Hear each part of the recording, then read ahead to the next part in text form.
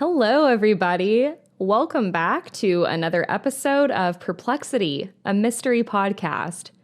As always, I am your host, Kaydra, and I am so stoked because today is Perplexity's 1-year anniversary, or at least it's this week. So we're going to consider this episode the 1-year anniversary episode, and I'm just so excited. We just did the 50th episode a few weeks ago.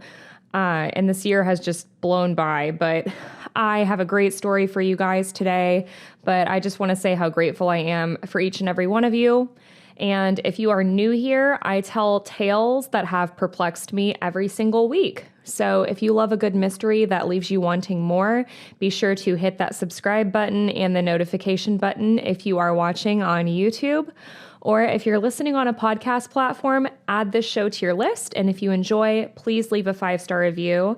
I promise you will not regret joining the Perplexity gang. So like I said, it's the 1-year anniversary. So I just want to say how grateful I am for each and every one of you, especially my day ones that have been listening from the beginning. It's scary starting a podcast, and you guys have really helped me believe in myself and my confidence. I feel like starting this podcast is so much better than it was when I first started, and that's all thanks to y'all. I do think I was a bit naive on how easy this was going to be. Turns out being an independent podcast or content creator is very hard because you're your own editor, researcher, writer. You're the face in front of the camera, you're doing all the marketing, the social media, and there's like so many different tools I had to learn how to use and everything. So all of that to say, it's been a whirlwind, and I honestly don't know how we did a whole year of not skipping a week, but I'm very happy. So thank you, everybody. Also, really quickly, I just wanted to say thanks to everyone who tagged me in their Spotify Wrapped podcast, outcomes for the year. That's really cool to see, and just see all the analytics from y'all. And I also wanted to say thank you to Amanda from Drinking the Kool-Aid podcast, one of my favorite podcasts, for writing me a really nice 5-star review on Apple. She said, "This podcast and host are incredible. Love the stories, the way you tell them, and the editing on the videos. Keep them coming." So thank you so much for writing that in, Amanda. And yeah, I'm so grateful for you guys and really excited for this story. This story is long awaited. A lot of people have asked me to cover this. So let's get into it. I do want to give a trigger warning and just say that this podcast is not for children. We'll be covering some very creepy and disturbing content today. So listener discretion is advised, and the sources that were used for today's episode will all be available down in the show notes. So today we are going to be talking about Skinwalkers and Skinwalker Ranch. So a lot of people, like I said, have requested this, but most recently my friend Samantha recommended it. So thank you, and shout out Samantha. This is a huge topic, and for those of you who don't know what a skinwalker is, or maybe just know a little bit, I thought I would start off first with their origin story. So skinwalkers originate from Native American culture, specifically the Navajo tribe from southwestern America. Skinwalker in the Navajo language is Yi-Nagloshi, which translates to "he who walks on all fours." And depending on who you ask, the skinwalker has different origins. Some people say that it comes from the Long Walk, which saw skinwalkers shapeshift to escape the horror of living under the torture of the white man, as they shifted to an animal form so they couldn't be caught by soldiers. So basically, to escape their trauma, they were able to tulpa this into existence. Another origin story suggests that skinwalkers were a tradition started by poorer communities, as skinwalkers would dress up in their ceremonial dress and knock on doors. And rich people would leave something outside for the skinwalkers, but as times changed, the rich people gave them less and less, and so then the skinwalkers started to resent the rich people even more and wanted revenge. Some people believe that skinwalkers are evil witches that have gained this insane power and this ability to shapeshift. Some people say they can recruit other skinwalkers and will have an official ceremony because skinwalkers can only take on their new form when a group of them gather together and perform a ritual. According to some traditions, skinwalkers were once healers and medicine men who were corrupted by their own power and became evil. In modern times, comparisons are frequently made with the Sith Lords of Star Wars, and it's also been said that social transgressions and the breaking of tribal taboos can cause anyone to become a skinwalker. While the majority of skinwalkers are believed to be adults, there is actually no age limit, and there have been many sightings of child skinwalkers. So didn't know that and thought that was an interesting fact. As I said earlier, many people believe that skinwalkers are evil witches that are very powerful. And it is said that these powerful witches can transform into any type of animal at their own will. But most often, they're cited as coyotes, wolves, foxes, eagles, owls, or crows. Many people who have claimed to see a skinwalker have described them as hollowed out dog-like animals, which I thought was a super creepy description. Some people have even been known to have been powerful enough to temporarily steal the faces of different people. So basically, these skinwalkers can not only shapeshift into animals, but they can temporarily steal someone else's identity, making people think that they're maybe a loved one or a friend, whoever. They have also been known to be able to mimic human voices and babies crying. And they do this because skinwalkers have to be invited in. So they basically do this as a way to invite themselves into your life and get what they want. You should never look a skinwalker in the eye because if you lock eyes with them, you're basically giving them permission to control you. Some skinwalkers are believed to even be able to turn the remains of corpses into a poisonous dust to use on their next victim. Many people believe that skinwalkers are the essence of evil and they feed on the power of other humans. They're able to run incredibly long distances. Some people say over 200 miles in one night, which I feel like is really specific. They've often been spotted around graveyards, and they say this is because they like to dig up the graves of the dead, and they can do this very fast. They are also sighted near native reservations often, which makes sense. So you may be wondering, how can you kill a skinwalker? And there's a lot of different theories about this too. Some people say that because they're extremely powerful, they're near impossible to kill. Although, according to widely reported lore, a bullet or a knife rubbed with white ash can do the trick. Other people say you have to call them by their true human name in order to kill them. And others say the only way to defeat a skinwalker is with the magic and charms that they use themselves. But a blessing from a medicine man can provide some temporary protection, if nothing else. Medicine men are recognized as the only people who can effectively combat the dark magic possessed by a skinwalker. And I just want to say that another common fact about skinwalkers is that just by talking about them, you are inviting them in. This is part of why it's actually really hard to find stories about skinwalkers because a lot of Native Americans don't speak about them for their own safety. So I am risking my life right now for you guys. This is how much I love my listeners. So despite it being forbidden to talk about skinwalkers, you can find a plethora of alleged skinwalker experiences on the internet. And of course, Reddit is no different. I found an article from Thought Catalog by Jacob Gears, and he shares 13 terrifying stories that are from Reddit, but he doesn't mention who wrote them. So I just picked some of my favorites. And I'm sure you could really go down a rabbit hole and find them on Reddit if you want, but they're also in this article. So just a quick one here. They say, my uncle is Mexican and Native American. This happened in the Mojave Desert in Southern California. He was driving around with his girlfriend late at night, and they saw something that looked like a huge black dog on the side of the road. He slowed down, and the dog began to cross the road. Instead of walking like a normal dog would, this thing moved like a toy rocking horse. He said it stopped in the middle of the road and stared right at them, and its eyes had a red glow.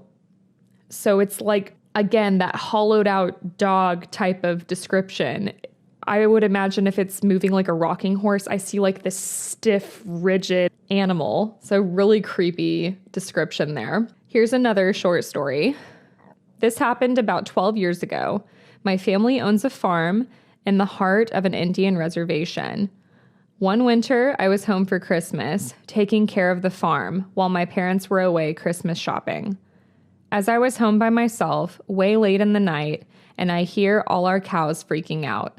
I knew it had to be the wild dogs that are rampant in the area.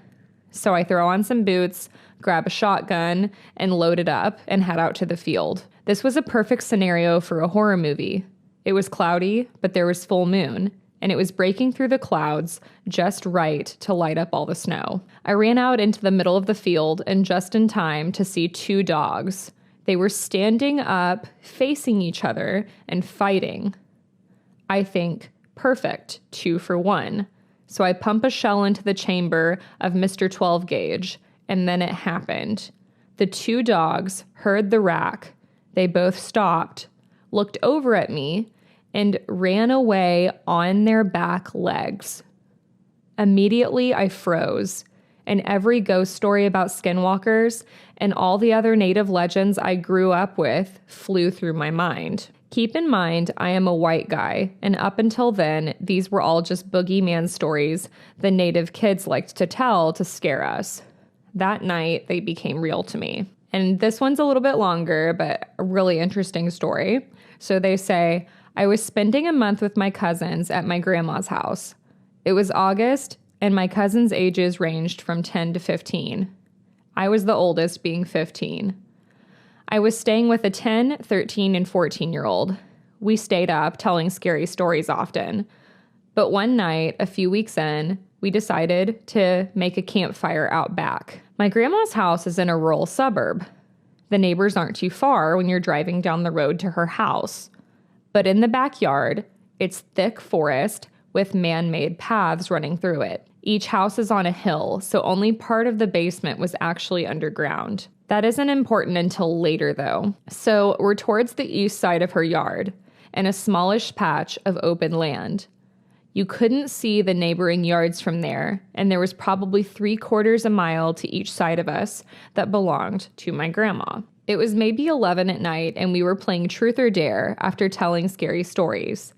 And my 14-year-old cousin dared me and the 13-year-old to go walk through the paths for 10 minutes or so. I said yes right away, as I wasn't easily scared and rather level-headed.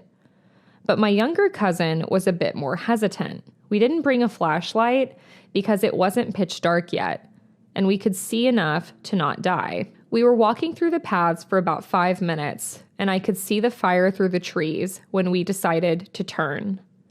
In the middle of the path was a large dog-like creature, hunched over with its front hands an inch from the ground. What I remember most was how its eyes were so fucking bright white, and it was humanoid dog-shaped with a human-like head, but a dog-like body, but human hands and feet. It looked right at us, and I know I was paralyzed with fear as it dashed away the opposite way from us, towards a creek that ran through the yard. Eventually, my cousin and I screamed bloody effing murder, and the other cousins and my grandma ran to us. I don't remember much here because I was really disoriented, and I couldn't think properly.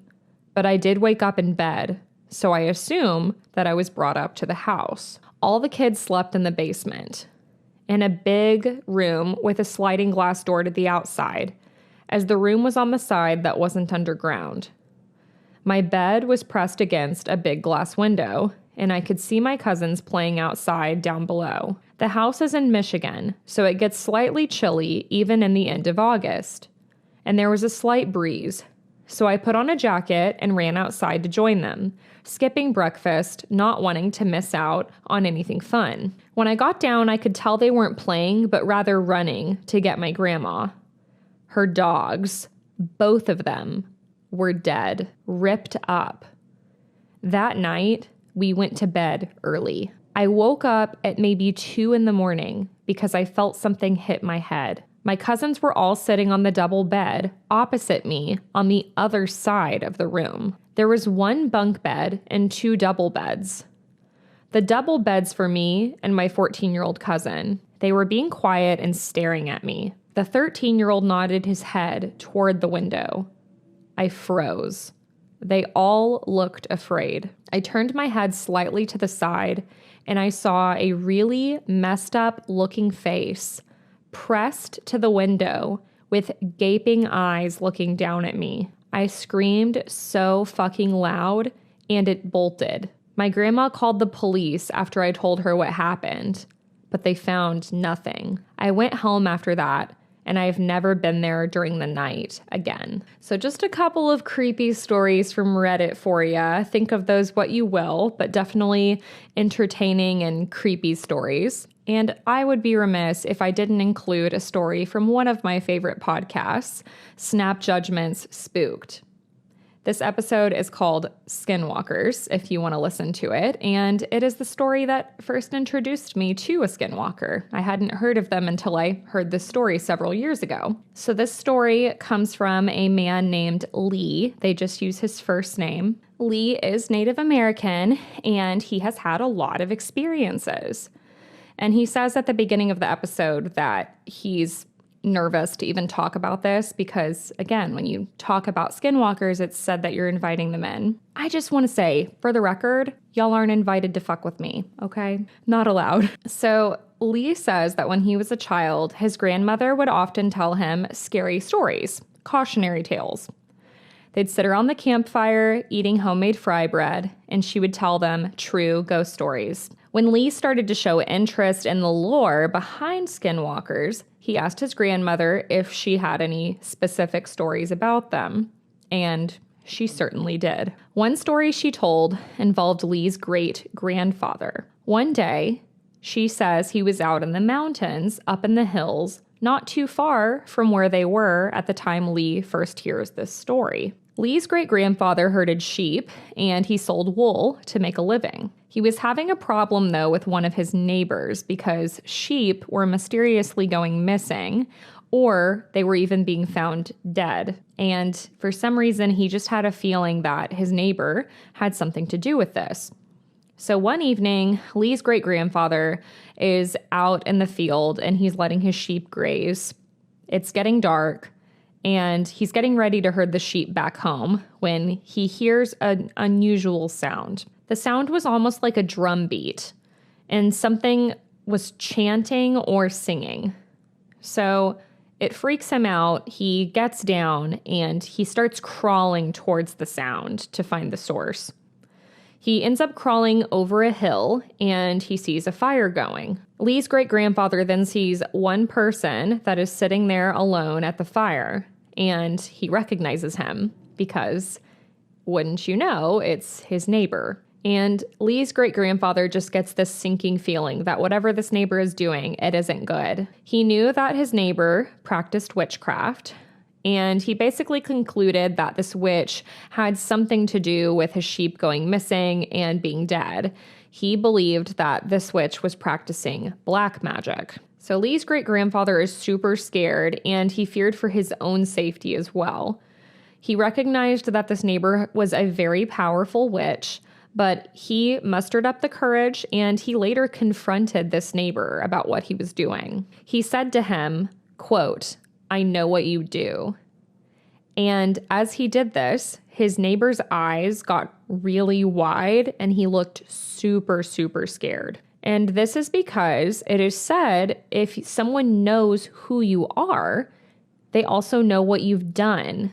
Because in order to become a skinwalker, you have to kill someone close to you. So I didn't mention this at the beginning because I wanted to kind of save that surprising fact for this story, but that's part of the lore behind skinwalkers is you can't become one until you murder. So this neighbor gets found out, and he starts pleading with Lee's great-grandfather to please not tell anyone. He's offering him money and sheep and all of these things, but Lee's great-grandfather refuses. And he not only refuses, but he tells as many people as he can. He told other neighbors, he told people in the community, his wife, and not long after that, the neighbor suddenly grew very ill and passed away. Skinwalkers deeply frightened Lee, more so than ghosts or any other paranormal phenomena. And he says this is because, unlike most ghosts that can't harm you, a skinwalker absolutely can. Another story that Lee tells is that one night, he and the other grandchildren laid on their mattresses outside on the trampoline at their grandparents' house for a fun sleepover night outside, which I've done as a kid with my sister before. And it was summertime. It still got cold during the night, so they brought out their blankets and sleeping bags. And when it got dark, they're out in the middle of nowhere, so it's extremely quiet. There's no noise of traffic or airplanes. It's just the big black sky and tons of stars. Lee's dad even went outside with them for a little while. And like his grandmother, he also liked to tell the kids true horror stories. Lee's dad told them that when he was 19, living in the Midwest, he was serving a church mission in the wintertime. It was snowy, and he was driving to another town. His partner was in the car with him, asleep, and it was midday, but cold and gloomy. They were in a very desolate area, and he starts to feel this incredibly strong sense of dread all of a sudden. Then this man jumps over a fence on the side of the road and runs out into the middle of the road right in front of Lee's dad's car. So Lee's dad slams on the brakes, and like a scene out of a movie, he just lands inches from this guy. He almost hit him. Lee's dad said that this man was no ordinary man. He was covered in fur, and he put his hands right on the hood of the car and just stared Lee's dad in the eyes. Lee's dad said the man looked incredibly exhausted and filled with sorrow. They stared at each other for several moments, and Lee's dad knew there was no way this was any ordinary man. The man ran away and jumped back over the fence and disappeared. So he's made eye contact with him. He's, invited him in according to lore. Lee and the kids hear this story, and of course they're terrified, but they're also curious. So they asked Lee's dad if he had any other experiences. And this is when he shared Lee's grandfather's story. So we've heard the great-grandfather's story, we've heard the dad's story, now we're going to hear the grandfather. So it seems to be going through generations. When Lee's grandfather was in his early teens, he was preparing to perform a rite of passage ceremony to become a man. He was outside of a home made out of adobe that they call a kiva, and it had a really big ladder that you could use to go in and out of the kiva. He was headed inside when he felt an overwhelming sense of fear and dread. He then saw a man appear from the woods wearing animal hides, and this man starts walking towards Lee's grandfather. He was very tall, and he had long, messy, matted hair. His eyes and face showed immense misery, is how it's described. He then said something to Lee's grandfather in their native language about how he longed for death. His grandfather knew that whatever this thing was, it was definitely evil and dangerous. He sensed that it was some type of witch, so he's, scared, and he takes off running. What frightened Lee so much about this is that Lee's dad believes this was the same skinwalker that his great-grandfather confronted all those years ago, even though it's been decades and this was on the other side of the country. So it's like this thing is attached to their family. This has happened in every generation. So hearing all these stories, Lee's really scared. Like, what if something like this happens to him, you know? His family would warn him of a lot of different things. They would tell him, don't walk alone at night on the reservation, don't whistle. And for those of you who don't know, you don't whistle in the woods because it's said to invite spirits in if you're in an enchanted woods area. They tell him not to drive alone on the reservation and to not conjure up or associate with anyone that practices black magic. So a couple summers later, Lee was 14 years old. He was back at his grandparents' land, outside helping his grandma take care of the yard, just like watering the plants. And there was also this neighbor there named Ernie, and his grandmother would just pay Ernie to do things around the house. He lived like 4 or 5 houses down. So he's there helping out, and eventually it's kind of getting late. Lee's grandmother asks Lee if he'll take Ernie home for her. Lee is only 14, so he doesn't have a permit to drive, but like a lot of people do in the country, he knows how to drive. So he hops in his grandmother's old truck with Ernie, and his brother also went with them. And then their dog also like jumped in the back of the truck. So they all get in and they drive off to take Ernie home. So Lee's brother's in the front seat. The sun's going to be setting soon, and they do get to Ernie's pretty quickly. They drop him off, and it's time to head back to their grandmother's house. But Lee decided that he was going to take a route that he doesn't normally take, but he knew it was faster. So I guess he took this route, before it would get dark and stuff. The weather was clear, 75 degrees. Windows were rolled down, and, Lee's just relaxing, enjoying the good vibes. He's got his hand out the window, the wind in his hair. He's listening to oldies music on the radio because that's the only station that they had signal for. But this is when all of a sudden, Lee sees something strange coming out from the side of the woods along the side of the road. And it's a sheep. So he slows down. He's worried that he might hit this sheep, and he begins to get the same feeling that his great-grandfather and his grandfather and his father have all had. He has this incredible sense of overwhelming fear and dread. So he passes this sheep. He doesn't hit it, but then he's kind of looking back at it in the rearview mirror. And now this sheep is starting to change its form, its shape. Lee described it as it was uncurling, crouching, stretching out, and then it just stood up straight. No fucking thank you. It was tall and thin with long arms and legs. It had fur on its arms, shoulders, and legs, and it starts running towards the truck at full force. So this would scare the shit out of anyone, and Lee puts his foot down, pedal to the metal. He takes off as fast as he can. It takes a while for the truck to pick up speed because it's an old truck. So when he's going like 30 miles an hour, the thing is still keeping up with him, no problem. Its long limbs were swinging, keeping stride as it chases them. And as Lee increased his speed to 65 miles an hour on this dirt road, the truck starts fishtailing, but the creature is just without a problem keeping stride with the truck. And Lee is like questioning his sanity, questioning reality, and he's worried that this thing is going to kill them.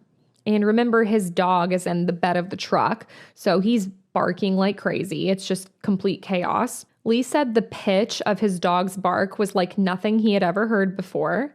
And Lee's brother is seeing all this happen too. So it's, not just Lee seeing it. Lee's brother is freaking out and crying. And the thing starts getting so close that it comes up on the driver's side of the truck right towards Lee. So it's getting closer and closer. And Lee speeds up even more, going as fast as he possibly can in this old truck. And they go around a bend, and another car is coming from the opposite direction with its lights on. They pass each other, and Lee feels this instant sense of relief. He's lighter, and he's looking around, and he realizes this thing is gone. Lee speeds back to his grandmother's house, and as soon as they park, they jump out, they sprint inside, they slam the doors, they lock everything up, and their grandmother is kind of watching all of this like, what's wrong? What happened? Why are you guys so freaked out? So Lee tells her a little bit of what happened, and Lee's grandmother is just super casual, and she's like, yeah, stuff like that happens around here. Like so nonchalant. And so this is when the childhood stories that Lee had always heard became reality for him. He didn't sleep outside anymore. He never went out alone, and he knew that these things were real. The last thing that Lee tells in this podcast is that about 4 or 5 years later, his dad came home one night, and Lee's in bed laying down. So he would be like 18 or 19 at this point. And his room was next to the living room. So he hears his dad talking to his mom, and he can tell by the tone of his dad's voice that something is wrong. His dad was crying, and he starts telling his wife about what had happened to him while he was coming back from Phoenix. He was driving on Interstate 17 in Arizona between Phoenix and Flagstaff.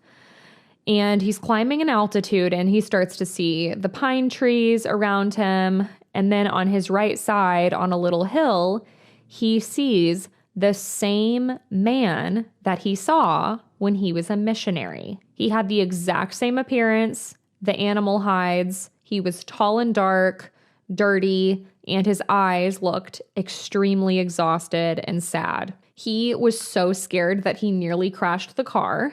And so Lee's just laying in bed, hearing all of this, hearing his dad cry. And Lee says his dad was like a really tough guy, and he had never heard him get emotional like this. So he didn't really know what to do. He just kind of lays in bed and is eavesdropping. And Lee, to this day, wonders if this is the same person, the same skinwalker that's been just haunting his family generation through generation. Lee also has 3 sons today, and he wonders when they will experience this thing for themselves. So now we're going to kind of get into part 2 of this episode. Something else that I found to be really interesting, despite their much older origins, is skinwalkers hadn't really entered public discourse until the 1990s. And this is largely thanks to a team of scientists that began to investigate the infamous Skinwalker Ranch in northern Utah. The ranch is off Highway 191 in Gusher, Utah. And there's a series on Netflix right now that you could watch. They're still filming.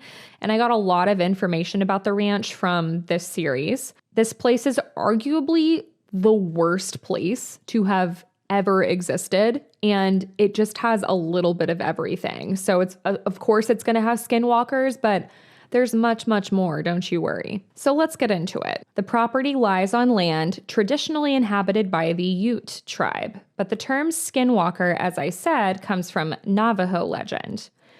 So the legend for this ranch is that during a time of hostility between the Ute and the Navajo, the Utes betrayed the Navajo.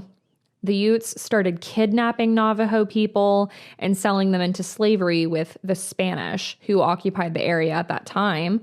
So the Navajo were pissed and they sought revenge. They ended up basically unleashing a curse, and this allowed skinwalkers to stalk the Ute land and wreak havoc. But the story of Skinwalker Ranch really begins in the year of 1994. When the Sherman family bought the land. And the Shermans were cattle breeders. They got a lot of land. It was just a little over 500 acres. And it's filled with woods, rivers, marshes. The Sherman family also had 2 kids. They had a lot of money, and they were just looking forward to settling down on this gorgeous land. They also had gotten a really good deal on the land. They bought it for like insanely cheap, like alarmingly cheap, hint, hint. And they had one rule that they had to follow from the sellers. And it was that they were not allowed to dig anywhere on the land or change anything without first consulting them. But it was recommended they don't do any digging of any kind. And the ranch at the time then became known as Sherman Ranch. So the Shermans move in. They're living there for about 2 weeks and everything's normal, beautiful, peaceful. But all of a sudden in these 2 weeks, strange things start to happen to the Shermans. And this would continue to escalate over the course of 2 years. They hadn't looked at the house when they moved in because they were coming from out of state. So it was a blind purchase. So they kind of just had to rely on what their realtor was telling them. And I'm sure they were more concerned about the land being cattle breeders. So when they get into this house, they're seeing it for the first time.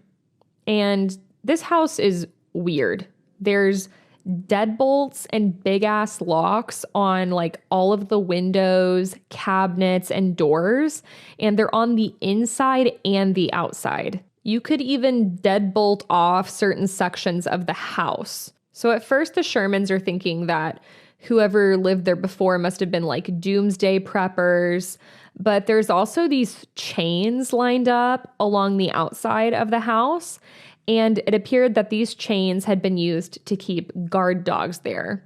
So it's giving like serial killer vibes. It's really creepy and strange. Like they were clearly trying to protect themselves from something. It's just really, really weird, right? And then the whole no digging thing too. It, kind of gives like a serial killer vibe to it. After a few weeks, the Shermans start to move in their bigger items to the property. They're like moving in furniture, and it had been raining all morning. So when there was a quick break in the rain, they went out there really fast to move as many items as they could.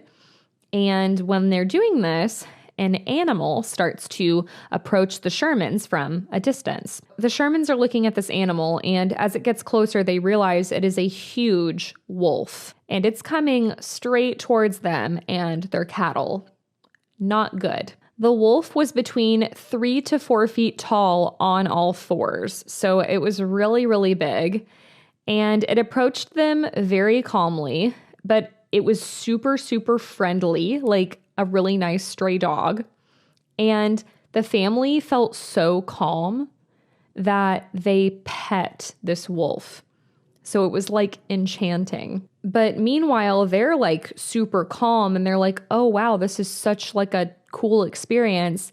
And their cattle are terrified and they're cowering in this like metal pen in the corner. The wolf was also really strange. It had these piercing blue eyes and it smelled like wet dog from the rain. Then out of nowhere, the wolf jumps towards a calf that was sticking its head out of the metal bars of the fence.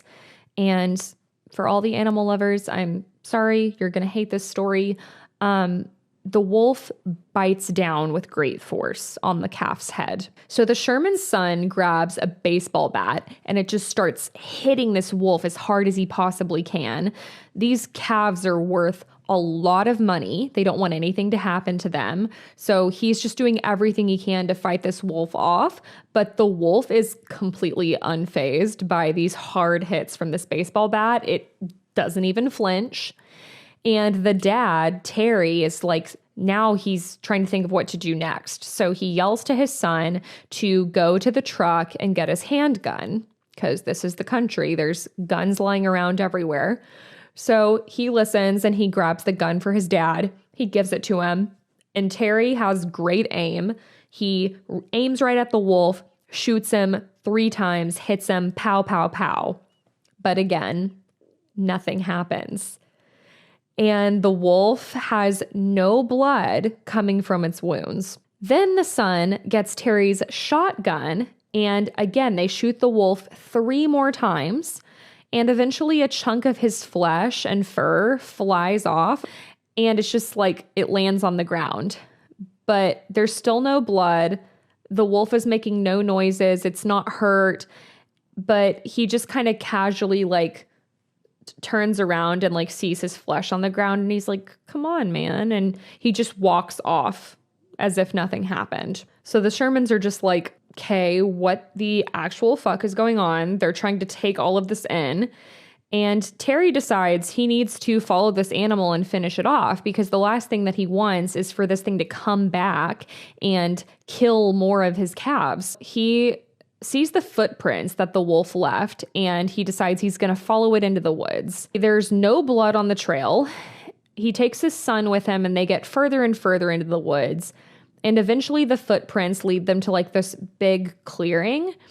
So the footprints are in the middle of the clearing, but all of a sudden they just vanish. It's like this thing was lifted into the sky. So now their only evidence is these mysterious disappearing footprints and the chunk of flesh that the wolf left behind. And they said that this chunk of flesh smelled like rotting meat, even though it had just come off of this wolf. It had like a putrid smell. The Shermans were also so freaked out by this that they were like, okay, we need to report this to the authorities. They did, but of course the authorities don't take this seriously because this is Utah. There's no wolves of any kind in this area.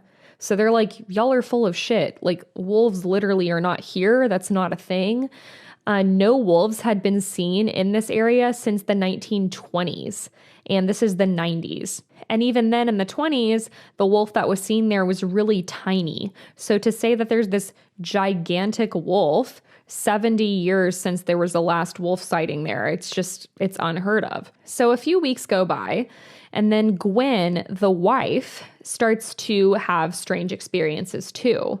So one day she is driving back from being in town, and their house had like one of those big metal gates to get onto the property that you had to like get out and unchain it and swing it open, then, drive through, chain it back. So she's driving back in from town. She gets to this gate and gets out to open the gate, but she spots a wolf approaching her from the distance, and it's another big ass wolf, like the one that they saw before. So she jumps in her car as quick as she can. She's not messing with this thing.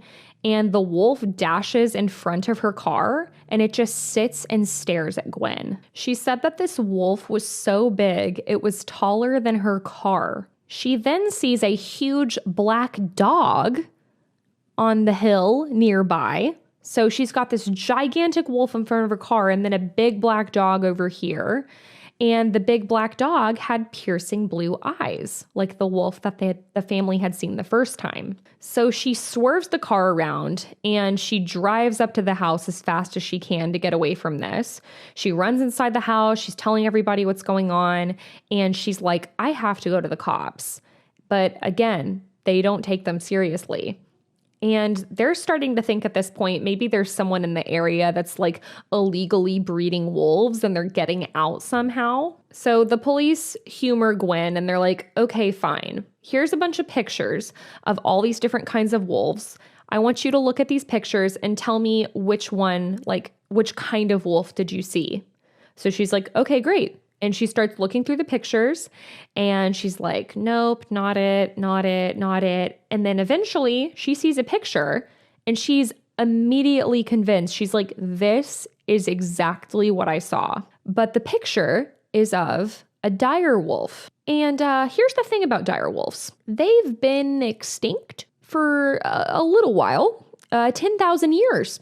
To be exact. So the police are like, okay, now we know that you're fucking lying because these things have not existed for thousands and thousands of years.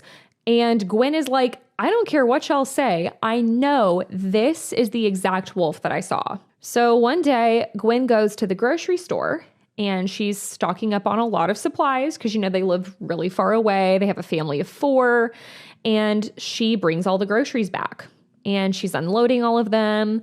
It takes her a while to put them all away, And she's doing this. She goes to another part of the house to do something else. She comes back about 15 minutes later, and all of the groceries that she had just put away are sitting out on the kitchen table as if she hadn't touched them. So she's like, what the hell? And she's looking at the groceries really confused. And she tells Terry what happened, and he's, just like downplaying the whole thing. He's like, oh, you probably just forgot that you left some of them out or whatever. And so she's obviously freaked out by this, but what else is she going to do? So she puts them all away for a second time and kind of forgets about it. But a couple nights later, they're having dinner, and Terry wanted to season his food. So he grabs the pepper shaker and salt comes out. And then he grabs the salt shaker and pepper comes out. So he's like, who switched these? What happened? Just like a weird little thing, whatever. And Gwen hadn't refilled the salt or the pepper shakers because they didn't need to be refilled. They had plenty of stuff in them. So someone would have had to have like poured out the salt and pepper and switched them out of each one.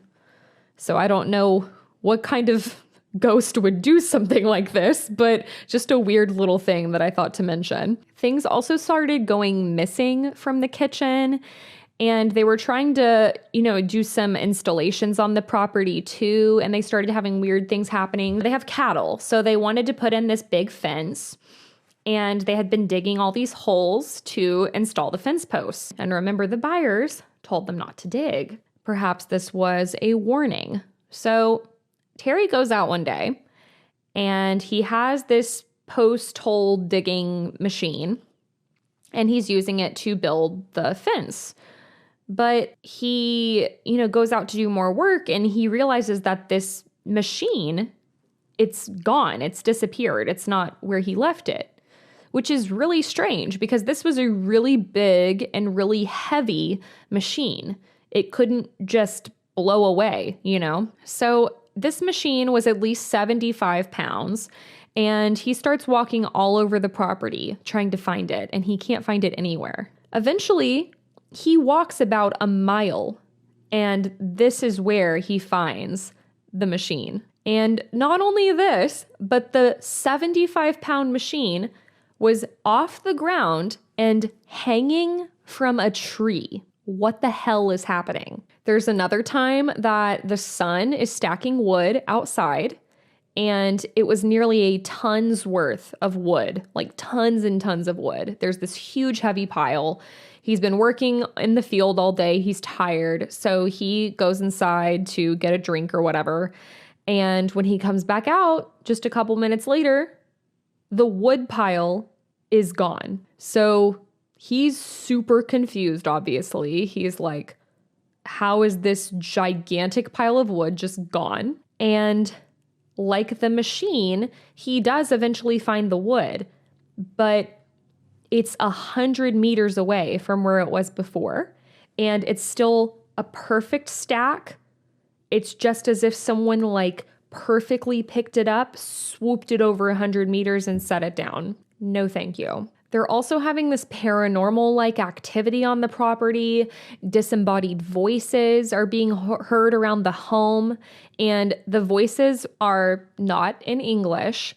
They can't recognize the language, though. Orbs of light are also being seen constantly around the home and even a mile away from the home. So it's like this whole property just has this really strange phenomenon going on that no one can explain. The orbs sometimes looked like liquid metal and were usually red or blue in color. So really, really weird. Terry gets so freaked out that he starts telling the kids they're not allowed to go outside anymore.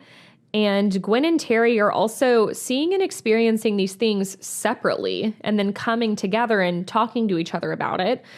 So they, again, can't really explain their experiences, but they're both experiencing them at this point. They know that this is real and things are just continuing to escalate. So one night, Terry is sitting outside and he is doing like this stakeout to protect the cattle from whatever the hell is going on at the ranch. He's sitting outside with his gun and he's looking through the scope of his gun to see, anything that might be out there. While he's doing this one night, he's looking through the scope and he sees this strange orb appear and it's floating midair. And he said that he could see straight into the orb and there was like this tunnel on the other side and he could see sunny daylight on the other end, like a portal, which would explain these objects, disappearing, reappearing, being moved all over the property. Just super, super creepy. Another time during the winter, Terry's checking on his cattle and he's counting all of them. He's making sure everybody's good, healthy. And Terry was really good at taking care of his cattle. he had a really low loss rate. It was just 1%, where the average loss rate is around 5% for most cattle breeders. So he's on it. There's a snowstorm coming, so he just wants to make sure everybody's safe and good.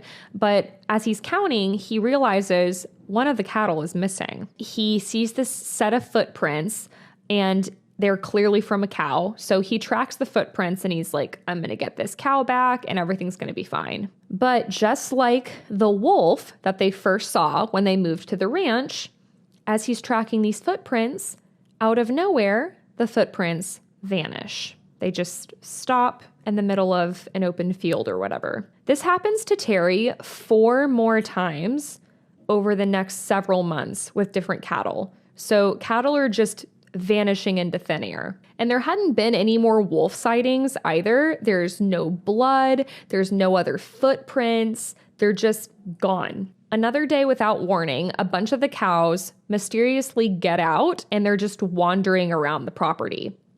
So Terry and his son are frantic. They rush out and they're trying to herd all these cattle back in.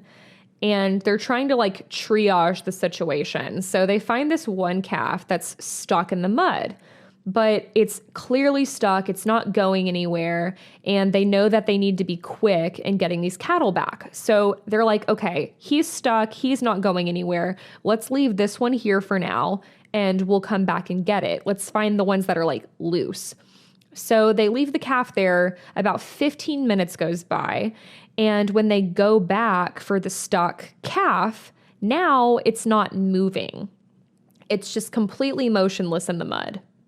So they get closer to it and they find that the calf is dead. And the way that it died is really, really not cool. There's a small hole on the back of the calf near its rectum, and the innards of the calf had been cleanly sucked out, creating a perfectly hollowed out and clean hole. Yeah, I know, I'm sorry. This story is awful, but you guys asked for it. So another night, Terry and Gwen are out watching the cattle, and they have their 3 dogs with them, these blue healers, when a blue orb of light mysteriously appears before them. So it's freaking everybody out. The cattle, the dogs, everybody's going crazy. And the orb shoots off and the dogs start to chase it. And Terry kind of eggs them on and he's like, yeah, go get it, go get it. So they're chasing it. They get all the way to the tree line and Terry loses sight of this orb and all 3 of his dogs. But these are trained outdoor dogs. They are outside all of the time. You know, they're young, they're stealthy. So he's not worried. He's confident that these dogs will find their way back. They know their way around the property. So he's like not bothered. He'll just check on the dogs in the morning. Couldn't be me. But morning breaks, he goes and looks for the dogs. But instead, he doesn't find the dogs. He finds 3 piles of incinerated flesh. The dogs had somehow burst into flames and were all killed on the spot. And I'm sorry, guys, the story is just going to keep getting worse. So another day, the family is out tagging the calves' ears. And at this point, it's been about 2 years since they moved in. It's 1996.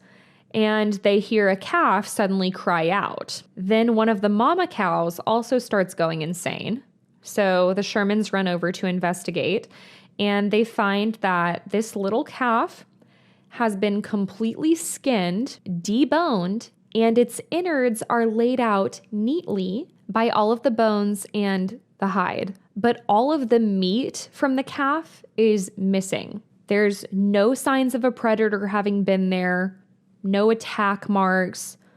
There's no other footprints on the ground. There's no blood, nothing. So a team of scientists led by a local science teacher, Joseph Jr. Hicks, determined that a very sharp blade, it would have had to have been as sharp as a machete, and a sharp set of scissors could have been used to butcher the animal. But all of this happened within about 60 seconds. So no person could have done this. So the Sherman family has had enough of this at this point, and they, after living there for 2 years, fled the area. Soon after, curious people, start to come forth, and eventually the property is bought by a millionaire named Robert Bigelow. And Bigelow was the owner of Budget Motels, and he brought in a team of scientists. He has all the time and all the resources. He really wants to figure out what the fuck is going on here. So it doesn't take long before they also start having very strange experiences. And 4 missing bulls, like male cows, were found locked in a trailer that they had no access to. The trailer was locked with like a big padlock, but all of the walls on the trailer had become magnetic. So these animals have just vanished and appeared here, and all of a sudden this trailer has become magnetized. And the magnetism on the walls, they said, lasted for about 2 days, and then the walls went back to normal. Eventually, a man named Brandon Fugel became the owner, and he is still the owner today. He makes appearances often on the Netflix series, and throughout the show, the crew, which includes a lot of experts, astrophysicists, geologists, there is a radiation oncologist, there's drone operators. All of these people are just having very strange experiences. There's mysterious deaths of cattle. There's electromagnetic phenomena. There's dangerously high levels of radiation there, hence why the radiation oncologist is there. There's people getting severe headaches, signs of radiation sickness and burns. Technology is acting crazy. Like there's this one guy who his phone will unlock by itself, and it'll just start going through all of his apps. It'll scroll through his text messages.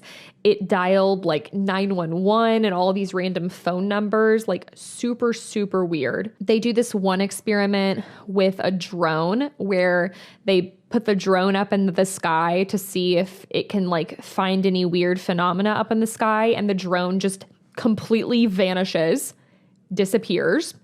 There's sightings of UFOs and orbs on the show. They even find a sinkhole, and they do decide to dig, this team, which you're not supposed to do, but they dig. And in season 2, they're messing with this sinkhole. They dumped 45,000 gallons of water into it because they wanted to see how deep this sinkhole was and where the water would go.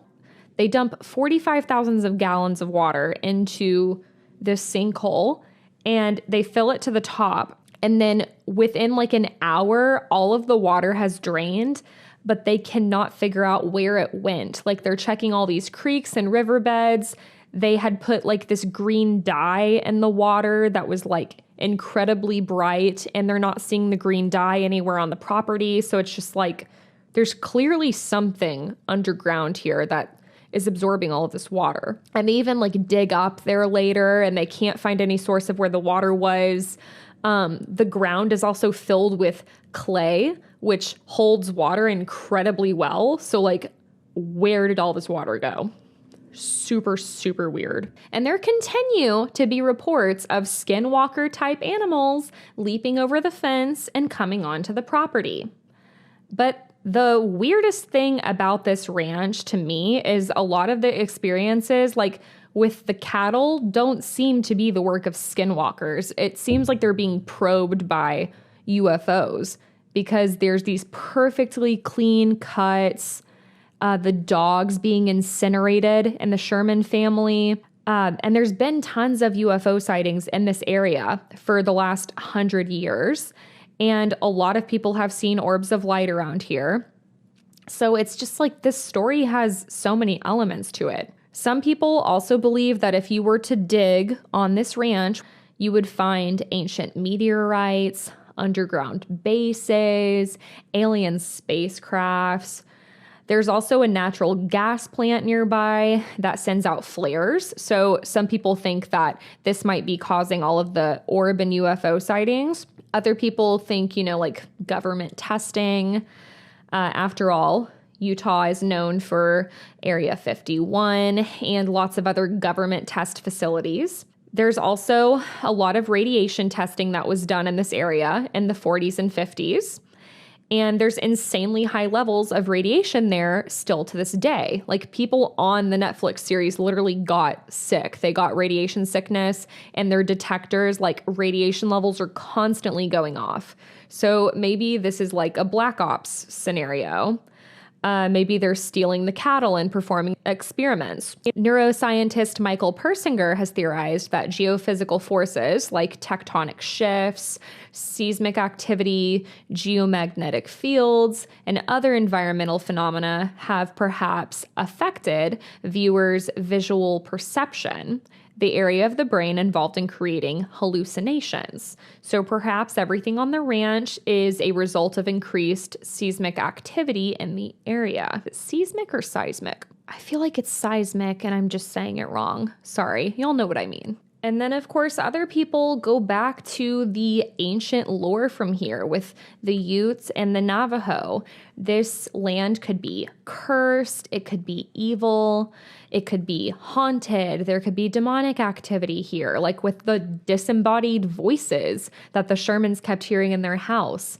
And the objects going missing. There could be, glitches in the matrix happening here. One of the scientists on the Skinwalker Ranch series reported having a similar experience to Terry, where he was looking through some binoculars and he saw an orb and a creature crawling out of it. So it seems like there's like time portals in this area. Like, just this story has everything. A lot of this activity also reminded me of the legend of the chupacabra. And a lot of the animals in Puerto Rico, when like the chupacabra sightings were happening, they were being drained of their blood. And the chupacabra sightings also started in the 90s when all of the weird stuff with the Shermans started happening. And the chupacabra also has a very similar appearance. Like, it's a small coyote or wild dog like appearance. It's like dirty with mangy fur. It's around the same size as others like skinwalkers that have been sighted before. So I just feel like this was too similar to not mention. Skeptics, of course, think that all these people could just be lying to get money, fame, notoriety, what have you.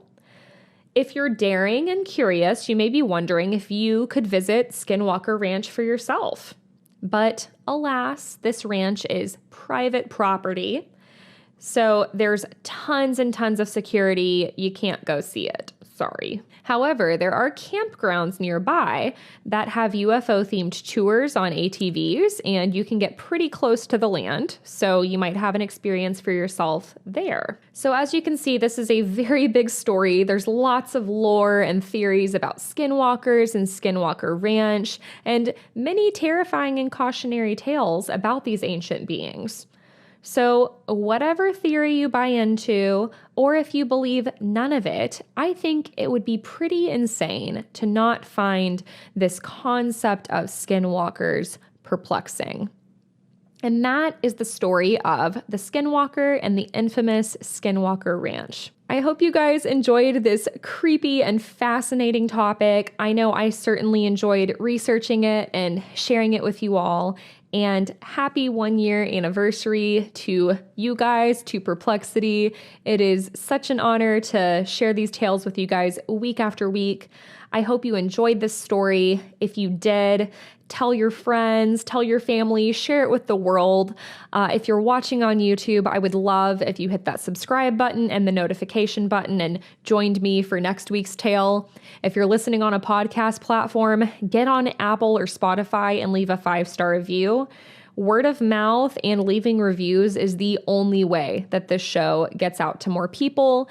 And when you guys do that, it allows me to continue to not only bring you content, but keep bringing you better content. So thank you in advance for that. And yeah, that about wraps it up. You all are amazing.